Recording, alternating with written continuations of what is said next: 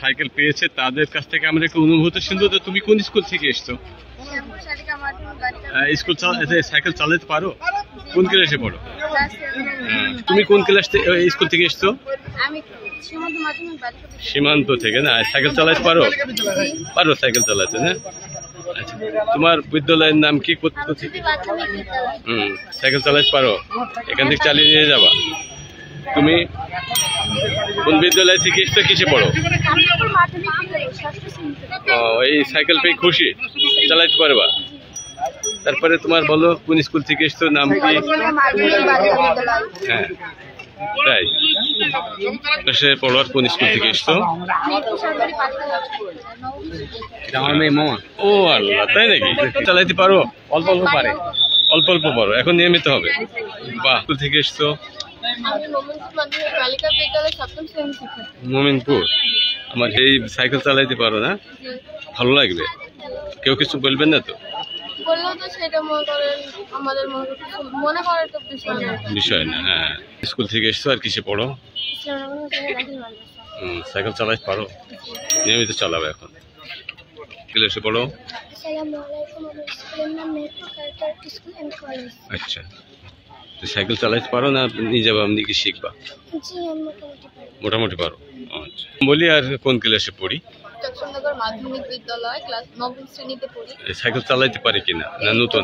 মানে একেবারে নতুন না আর কি। আচ্ছা, মেহেরপুর মাধ্যমিক বালিকা বিদ্যালয় 10ম শ্রেণীর ছাত্রী। 10ম শ্রেণী। সাইকেল চালাইতে পারো না নতুন? আজ না, জোরে একদম। বাবা, দেখ। কবি নজরুল শিক্ষা মন্দির। আমার নাম ফারিহা, আমি 8ম শ্রেণীর ছাত্রী। সাইকেল চালাতে পারো না নতুন একেবারে? আমি 2 বছর আগে থেকে সাইকেল চালাতে পারি। 2 বছর আগে থেকে? ও তাই, খুবই ভালো।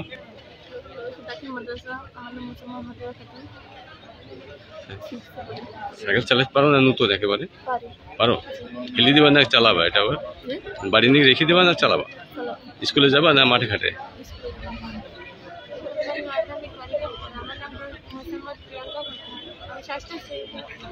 না, আমার নাম মঞ্জিরা, আমি গভীর মাধ্যমিক বিদ্যালয়ে পড়ি।